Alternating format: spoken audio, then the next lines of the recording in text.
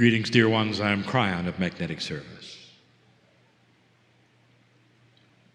The pendulum of reality swings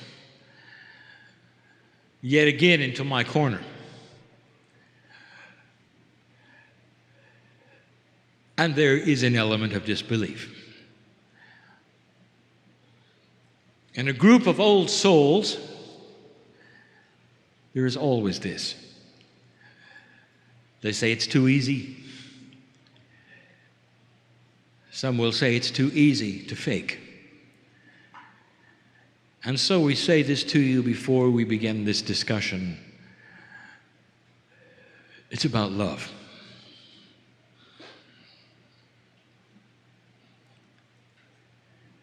That's what it's about. It always has been, and it always will be. And it's not the love that you think.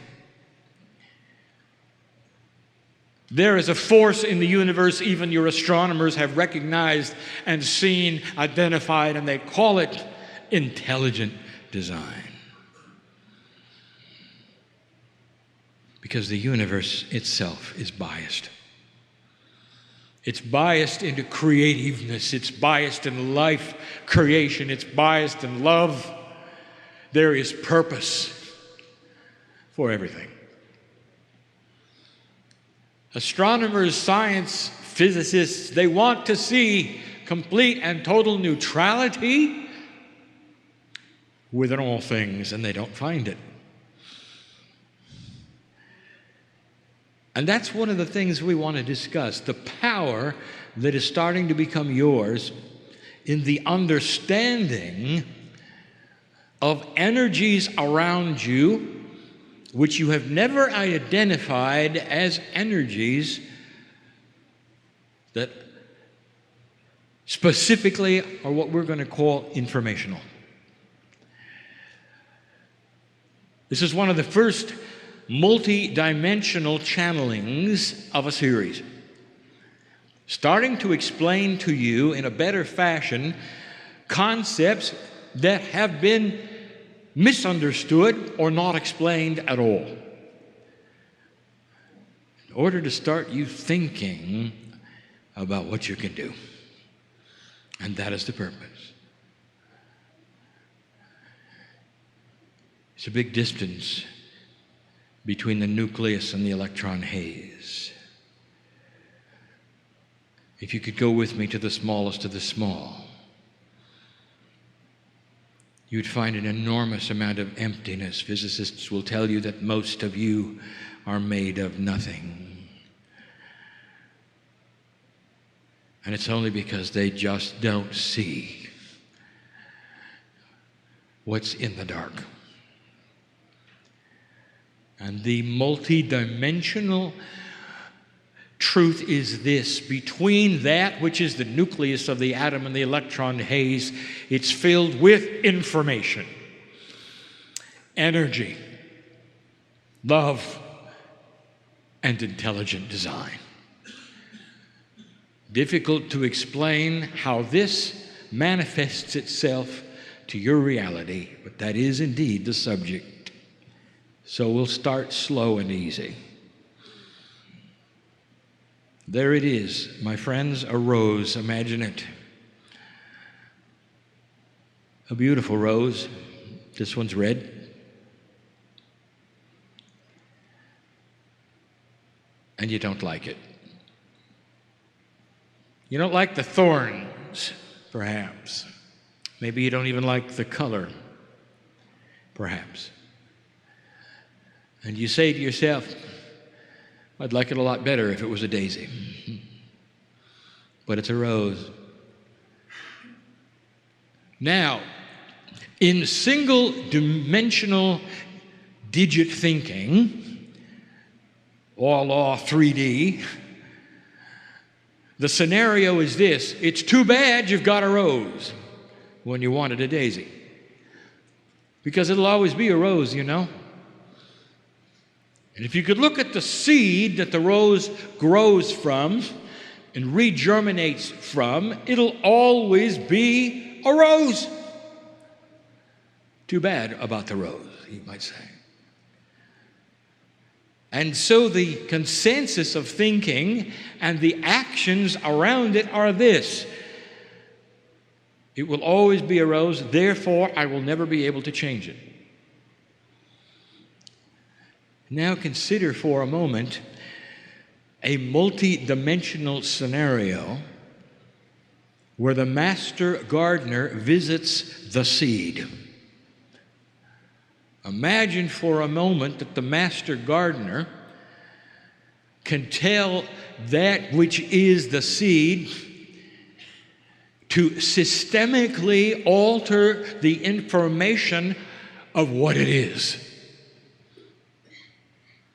And so that the next time the cells start to divide, the thorns drop off. And the color changes. And maybe, even maybe, a daisy grows instead. And what would you call this? And the answer is a miracle. And that is how you define things that look out of the purview of your dimensional reality. I want you to start looking at these things differently. I want you to start seeing information that is multidimensional as energy. A tremendous amount of what you just call energy is only information. It leads us to the next phase of this teaching. For now we give you a discovery on the planet that has been made, that is being used. And the discovery is this: that you can address the cells, that is to say, the DNA portion of the human body, to change its informational structure. Not to belabor an issue, but you must remember what the scientists discovered about DNA.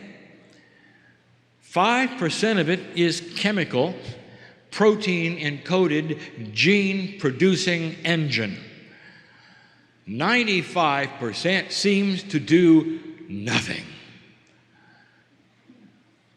So what you have is this: a DNA structure, one DNA loop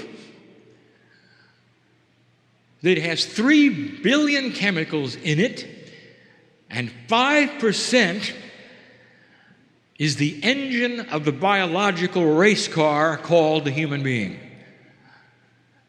And 95% is the driver. It's a consciousness. It's energy. It's information. And it's huge. And if you could change the information in those DNA parts, what would you say to them? Well, let me give you an example of something that's already been done. Let us say you're born with a deformed heart. Here is a heart that is not operating properly. The valves don't fit. And let us say that that is who you are, a red rose with thorns. And so in your reality, you're going to die sooner. You will not operate well. You may be on drugs when you're older, and you'll always have a deformed heart. You might ask the obvious question: since all of the organs rejuvenate many times over your life, why is it systemically that those stem cells are given information to continue rejuvenating a broken heart? Why does it stay deformed? And here's the answer: because the information stays static.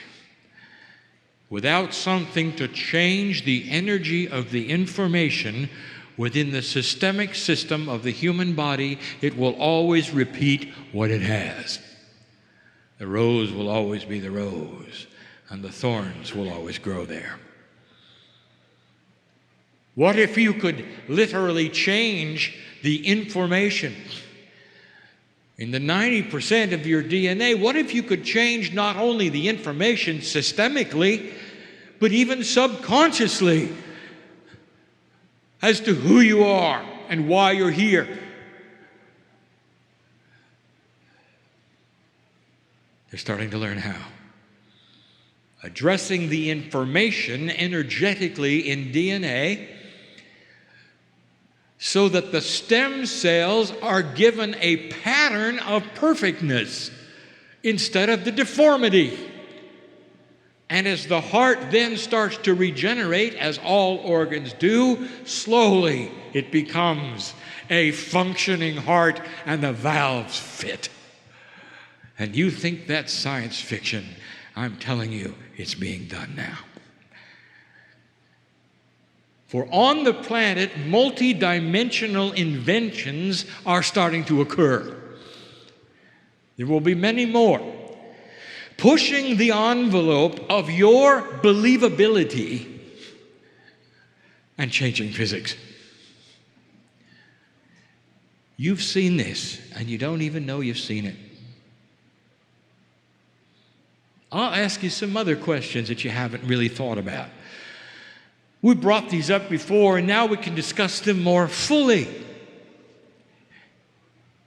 Why can a starfish grow back an arm and you cannot?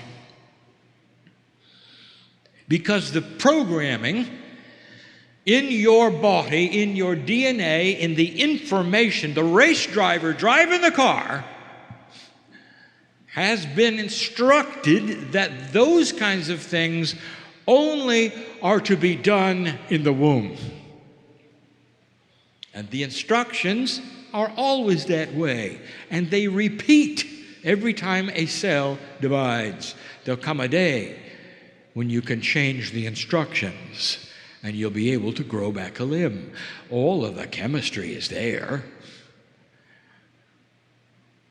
It's not that hard. But the instructions say you can't. And so they don't grow back.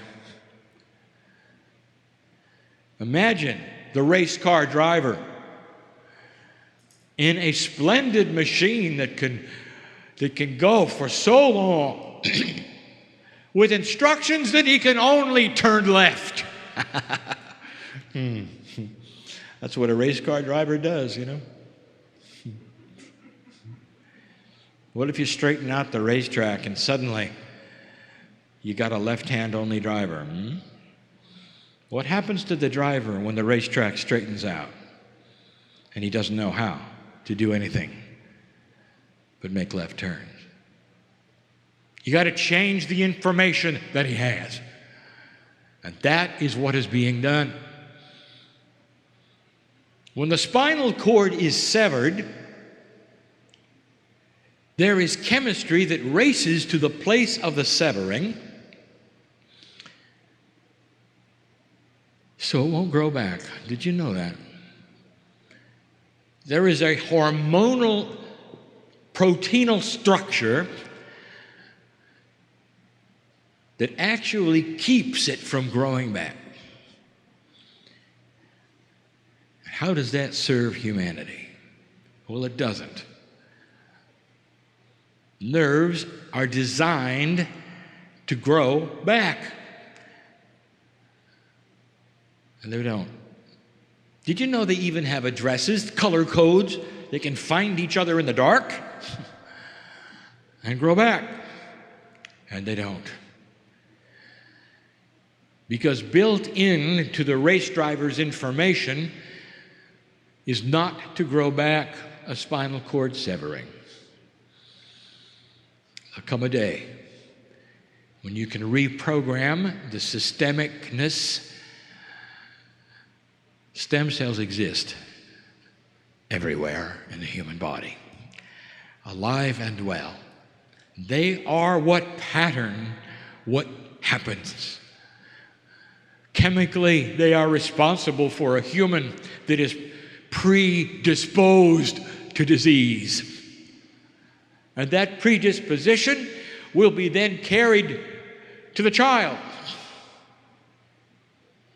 And the imprint and the energy and the information of the 90% will continue and continue and continue unless it's reprogrammed.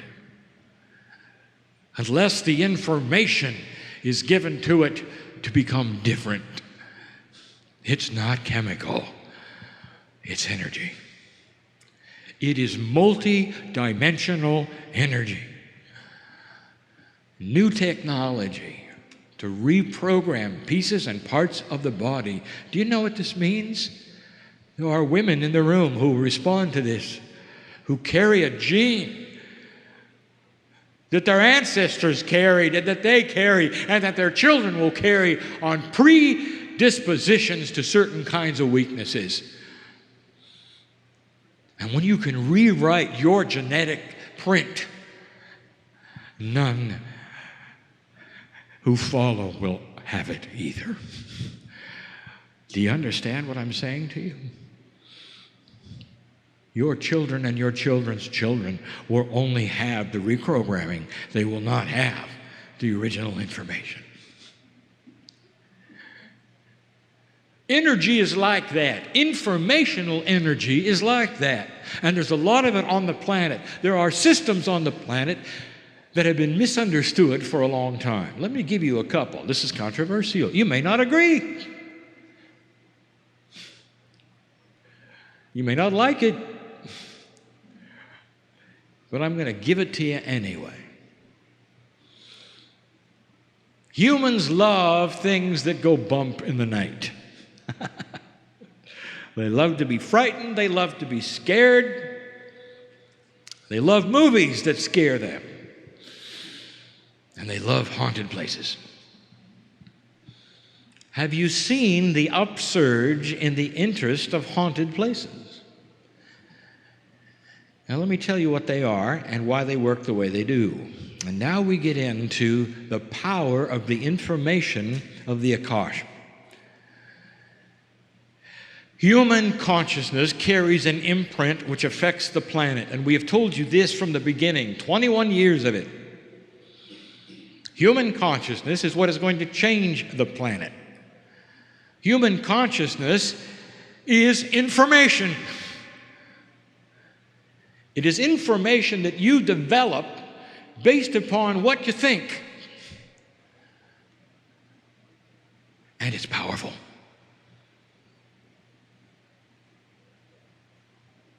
Human consciousness actually goes into what we have called the crystalline grid of the planet, which is a multi-dimensional grid. You can't see it. It holds energy. It holds information. When the planet is measured for vibration, it is the crystalline grid that is measured. And the crystalline grid only has on it what humans have put there. An interdimensional record of thought, of lifetimes, of happenings. And here's what I'm going to tell you. In certain conditions, in certain ways, a human life or an interaction of multi-lives together in a scenario that is profound for whatever reason of its profundity will create an imprint in a place.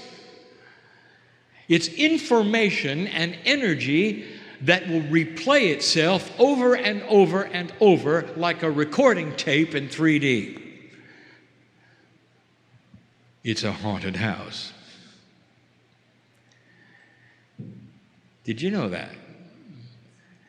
And here is some of the things, the attributes that we may not prove it to your psyche, but we'll give you something to think about. Did you notice that in a haunting, you have a scenario which repeats?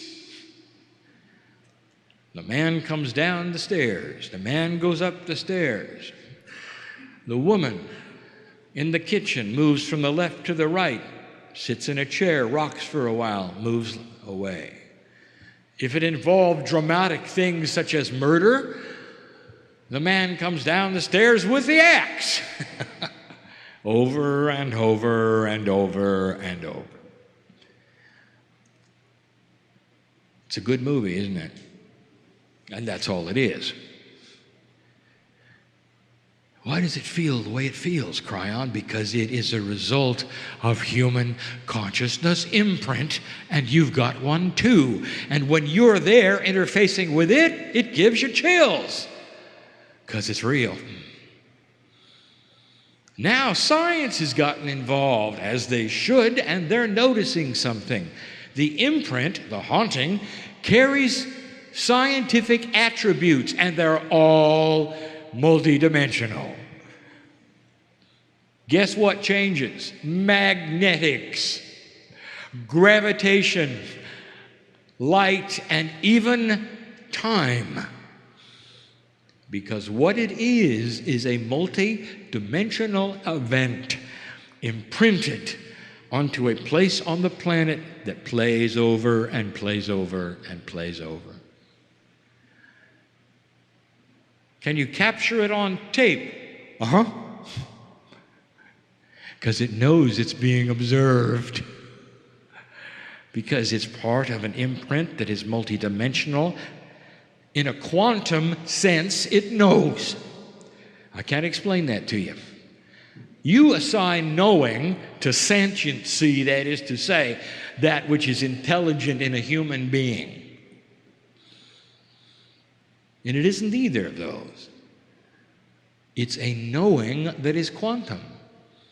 It knows when a human being can be frightened, and it frightens it. Oh, I have more to tell you. Oh, there are things that you wouldn't believe that you can do. How would you like to get rid of that? Let's say it's in your house. Now, this may be very inappropriate, but I'll give you the answer. You're going to have to present an energy that is stronger than the imprint of the haunting. You cannot order it away. You already knew that, didn't you? No amount of huffing and puffing or calling upon God will make it different. The imprint was created by magnificent beings, sometimes seeming to do ordinary things. There's a reason for that as well. You don't know who they were. You don't know the old souls involved. You don't know who it is, really. You've got to present an energy that is stronger than the haunting. Now, what could that be? As inappropriate as it is, I will tell you. Why don't you make love in that room? That'll do it. Because that's stronger.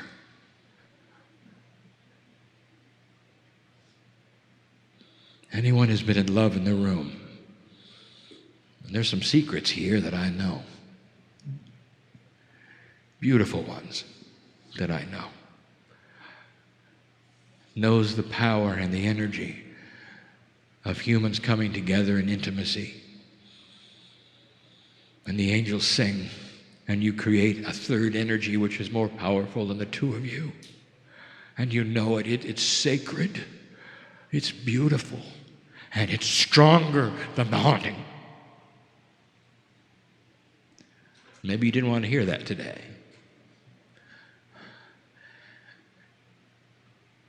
Well, what about other things? What about like demon possession and all these? And I will tell you this, it's different than you think. Because there are no demons.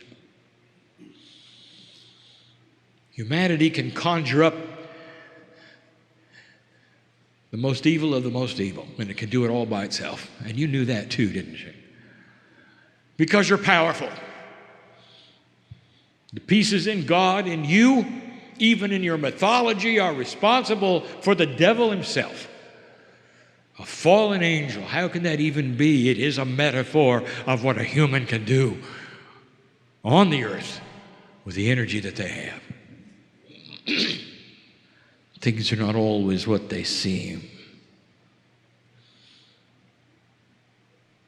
What about talking to the dead? And how would that work, Kryon? How could you talk to famous people when in the scheme of soul incarnation, they've already come back as others? Now, if they've already left, how can you talk to them? And the answer is this: they haven't left. Oh, the part that you think is the human left, but the imprint of them and their entire life and everything they knew, their consciousness, their wisdom, their knowledge, goes right into the crystalline grid. We've talked about this before. Can you contact famous people and get information? Yes. Will it be accurate? Of course, because you're talking to the source. The imprint remains. You mean you're not actually talking to them? You're talking to the imprint? Let me give you something to think about. I'm going to ask a question right now. It's going to be a rhetorical one. Who are you? I have old souls in front of me. There's a woman in the room who won't wear red. And you know who you are. I'll tell you why, because it got you killed. Because that was the color of the plume on your helmet, warrior. Because you were the captain, and they knew if they would take you out, your whole regiment would be in disarray, and that's what happened. Not only kill you, killed everyone around you. You'll never wear red. You just don't like the color. It's just not for you. You shun it, don't you? Old soul, who are you? Who are you? Are you the warrior who got killed? Are you the woman who won't wear red? Are you the mother? Who are you?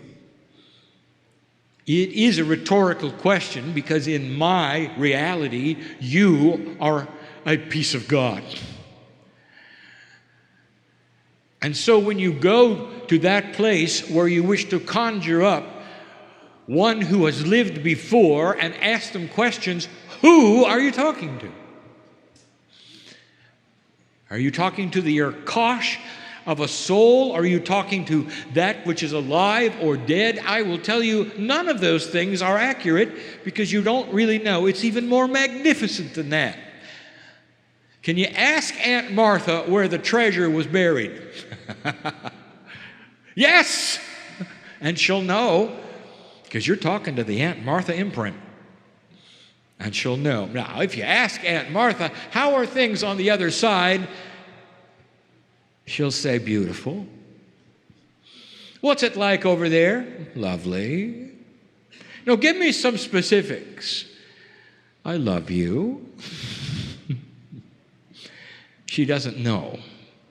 Aunt Martha knows what Aunt Martha knows.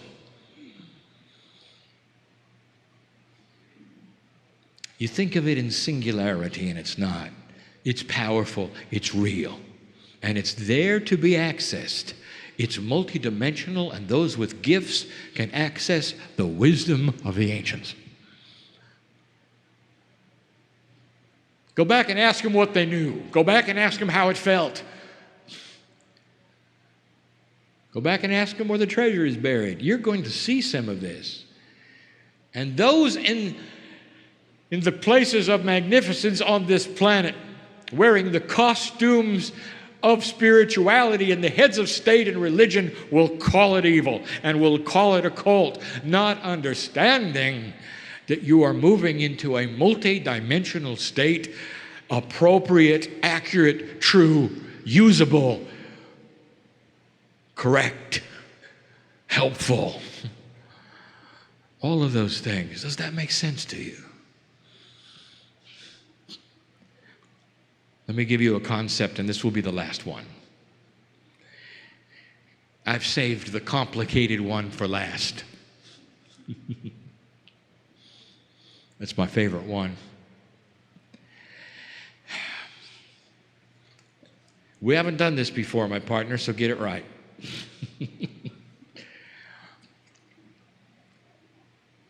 I want to show you how time works. And I can't.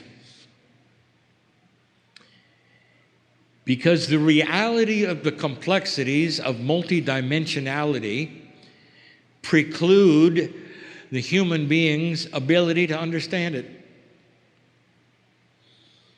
It's simply not teachable. So I will metaphorize it and give you it in its simplest form, which is only a fraction of its reality. Time. We mentioned today that it is a singularity for you. There's only one of them. There's no multiple times. There's only one. And you're on one track on the planet. You're all on the same track. That is a singularity. It only goes one speed. It always has for your life. It doesn't move. The truth of it is it moves all the time. Another truth you don't understand is that each of you can step off the track and create a faster or slower one. You don't know that either. How do we explain this? So let me singularize it and pretend you're all on the same track for a moment. That's what you think anyway. That's easy. And I want you to build a track, a train track, which is time. I want you to put an engine upon it which goes in one direction very slowly, and that's you and your life. I want you to make the train track, however, go all the way around the earth. Now, to your perception, because you can only see to the horizon, the train track goes straight. The truth of the matter, it goes all the way around the earth, and you're looking at it behind you. Create that kind of time for a moment. Now that puts time in a circle. Now that is confusing because it's a conundrum for you. In 3 dimensions, you cannot put time in a circle. It is in a circle. Because it's in a circle, however, take a look at some of the attributes that are confusing to you. Let us say your lifetime takes about 30 meters. Not very long on this track that goes around the earth, is it? So you never have to really worry about meeting your past, do you? But let's pretend for a moment you could. What would happen if you drove that engine around the earth? Eventually, you would be running over the energy of what used to be, wouldn't you? In the same way of thinking, if you went around the earth several times, eventually you might be also running over what might become. Suddenly you have an attribute of time you haven't thought about. If it's in a circle, it means the future affects the present. And you think the future hasn't happened yet.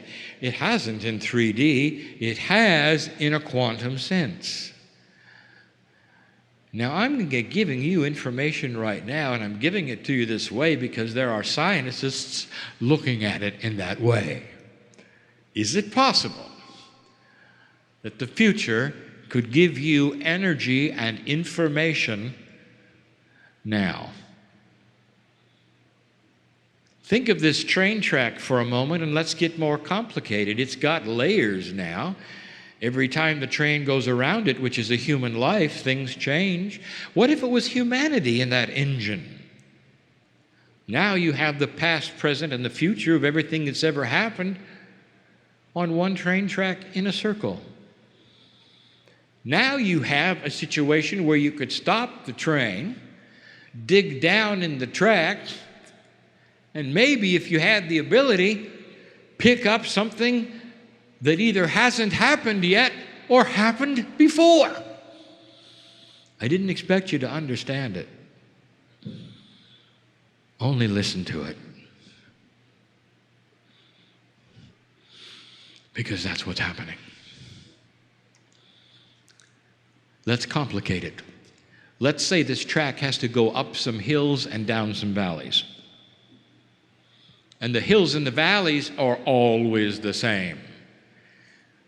If you were smart enough and had a system that understood this time, you could create bumps where it might be difficult or easy and actually put them on a map. You might even call them time fractals. And you might be right. And every time you hit that place in time, whether it was in the future or the past, you got a hill or a valley. And I want to tell you what's happening at this moment, dear human being. I just gave you the simplest way I can give you the attributes of multidimensionality when it comes to time. You are visiting potentials that in your mind have not happened, but in a quantum sense have. You are receiving a vibrational increase so that you can look at the track of time and select where you want to go. You are looking at the potentials of the quantumness of vibrational shift and creating a culture that is going to go beyond what you think it could go, because it's going to fly in the face of all prophecy. Because prophecy is based on one track that does one thing over and over in 3D. And as soon as you start to become multidimensional, information becomes energy. And in that track of time is information of the potentials. Okay, I'll tell you, nobody asked, except the ones who are asking. It would seem like I've just turned a page, because there's someone in here who wants to know what a crop circle is. And so I'll tell you, it's a good thing you ask. It's an energy stamp from the future. How about that? Now you don't know anything more than you did before. Not a future that you went through. A future that has such a grand potential and a quantum state that is one with everything. You've already lived it. You're in an entangled state with that which you think has not happened, but which has happened so grandly, you already have peace on earth.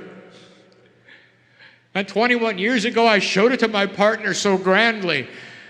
He can't deny it. It's his reality.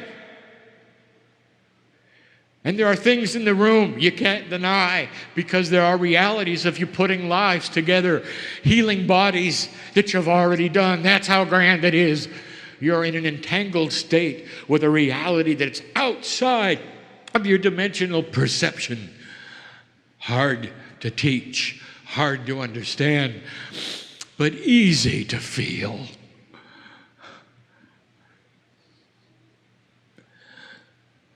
Easy to feel.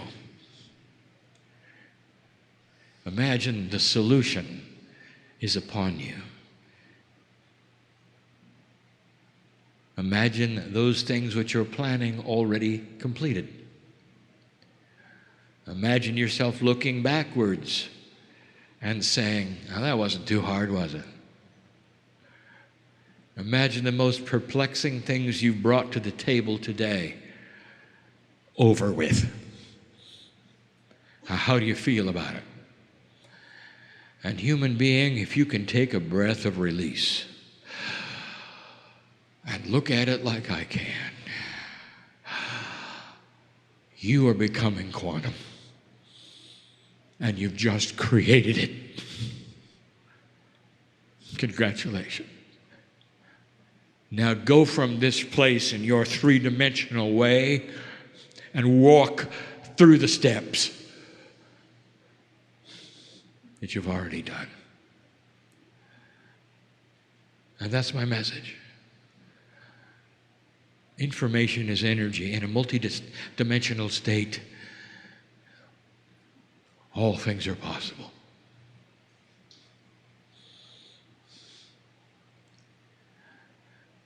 You come here to listen to a thing like this. Old soul, you wouldn't have missed this. And I'm not talking about this meeting, I'm talking about this life. How many times have you lived waiting for this? What do you think the wisdom factor is in your Akashic record? If you've lived and lived and lived and lived and lived, how about that track of time? How many layers does it have for you?